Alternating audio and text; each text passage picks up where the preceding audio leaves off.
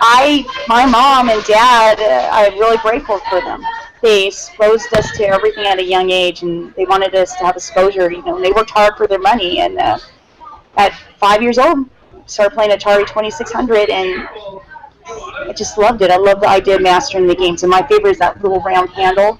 I love the Ah, Circus Atari. That was my favorite, and I'd sit there just how many balloons can I pop and get them out there, and I love Kaboom, and just becoming obsessed with that. But I gamed with that, and I watched it grow into the Nintendo, and I love Nintendo. And Toys R Us used to, you go walking down that aisle, and you could see all the boxes with the artwork. To me, that's art. Seeing all the graphic artwork, and it was just an experience. Me and my brother would came to play tag. In fact, I brought today. I don't know if you can. I'll hold it up. My favorite book from my childhood. awesome. And this here, I don't know if you had this one growing up. Me and my brother would study this, and we would try to master all the games because it had all the levels. And this is my favorite game. We live by this. What game can we master? And then if we didn't have a game in there, well, Mom, we need to go to Toys R Us and we need to get that game so we can play the different levels that we have in here. But I love Atari. Uh, my sister has the collection at her house. We still have every single game. We have over 100 games. Wow. And then all the original systems, all the original handles, all it still works. I'm going to go over there occasionally and play with her. And Plaque Attack with the toothpaste going up there shooting all the cavities away. And then we had an Adventure. Did you ever play Adventure? Yes. And Plague Oh, Attack. Oh my god. When you said that, I was like, oh my goodness, I remember that game. and with a dragon and trying to get the keys and go through all the castles. And then we had a Nintendo, but that's where I really stepped up the game. I was such a hardcore gamer, and I could take a game and figure out all the cheats and nothing flat. Remember the Game Genie? Oh Oh my gosh, yes. and yes, yeah. And we go through all the levels, and all the kids would come over there all the time. My brother, I want to play your sister. I'm going to beat her today. And so we'd have all the neighborhood kids come over with their bicycles, wanting to play me. So my brother had the larger room, put a couch in there, and they would line up at the door down the hallway to play me. And it was really hilarious. And so that was really fun too. And my favorite game, of course, is Bobble, but my other favorite game, like anybody else, is Zelda. Oh, beautiful. I brought some of my games. Kid Icarus. And this one I got to stay away from. Tetris. Oh, I love this game. And we have the original Game Boy for that as well, which is addicting. Today it reminds me of apps. That's what it reminds me of. On there, the Candy Crush is like moving the Tetris is around. Ugh. And then we went on the weekends. I was on the bowling league. I played bowling, and we went and I played pinball. I'd bowl my turn, and in between my turn to bowl on the league, I would play classic pinball, and I love pinball, and I grew up playing it all the way through high school. Going on dates, I said, let's just go to the arcade. They play Mortal Kombat. I play my pinball, and I just love that. Swamp Thing's one of my favorite.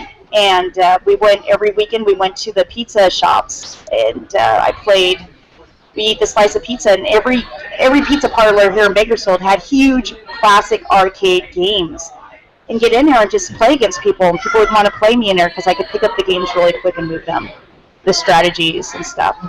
So I grew up gaming my whole life. Now, when I went away to college, though, I was on scholarship, and I didn't bring any of my systems with me, and I didn't game for 6 years, but I also didn't play tap dancing, I didn't play any sports, and I gained 90 pounds, and I was very unhappy. So I like to say I came home to the arcade. It was a natural connection for me with extra gaming because it was everything I loved, and I came home to gaming, and it changed my life. Yeah, I think that's probably what happened with me as well. Is that I started off, playing a lot of sports, and at the same time I got the 2600. So then it was like, oh, okay, well I can play this sometimes, but I can still go out. And then as time went on, you started spending less time going out, more time playing these games, and then that's where the weight gain could come into play. But did you have as far as Nintendo, besides Bobble and Tetris and Zelda, were there other games that you would say not only that you liked, but you loved to beat the friends that came over in? Super Mario.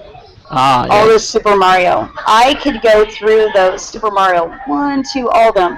How fast can I go through it and get all the different max points, not mix anything, and also try to get some of the cheats to go through the tubes to the different levels.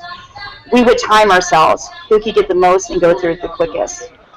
And I love that aspect of it. Kid Ikari, all of them. There's just so many great ones that I love from Nintendo. We have probably around 200. My brother has that collection. He's holding on to it. I'm the youngest, so I kind of get. My sister got the Atari. She's 5 years older. My brother's a year older, and he got the Nintendo. But I'm like, I'm coming back for it. So they have them over there. So you have like a collection of not only Atari 2600 games, but also the original NES games, right?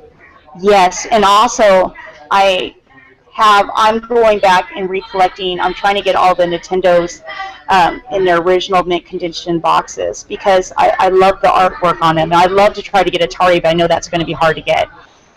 There's something about that, the artwork on there. To me, that's what attracted me to the game. And we all went to those boxes and we're all like, what game has the coolest graphics?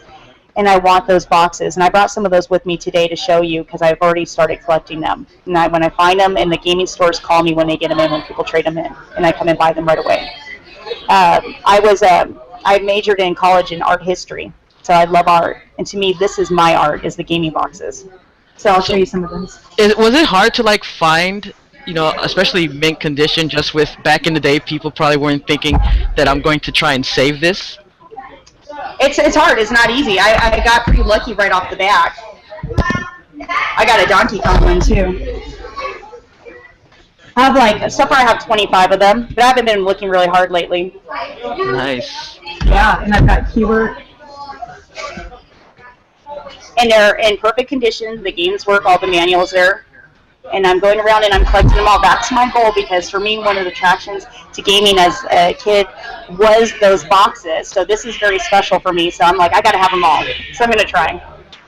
I know that when you were saying, and also in your gamer profile on the website, when you're talking about Toys R Us, it kind of reminded me as like window shopping within a store, because like you said, you had to go and you had to grab the tickets, and they usually had the games or the systems behind the glass, so you had to grab the ticket and take it up to the front, and then they get you the game. And the worst part would be if you really wanted that game, and when you went there and you were looking for the ticket and it wasn't there.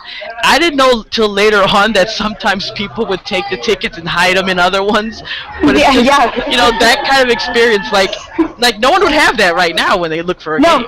You don't have that experience now. That is something that is our generation, and it was double aisle. You go down like this, and you're like a little kid, 8 years old. It looks huge to you, and you're looking up at all the different games, and you see the graphics, again, the boxes. And you're like, I want that game, and then you pull the ticket, and then at the very end was Sega. Sega had like a little aisle down in, but it was mainly Nintendo, and you just don't get that experience anymore.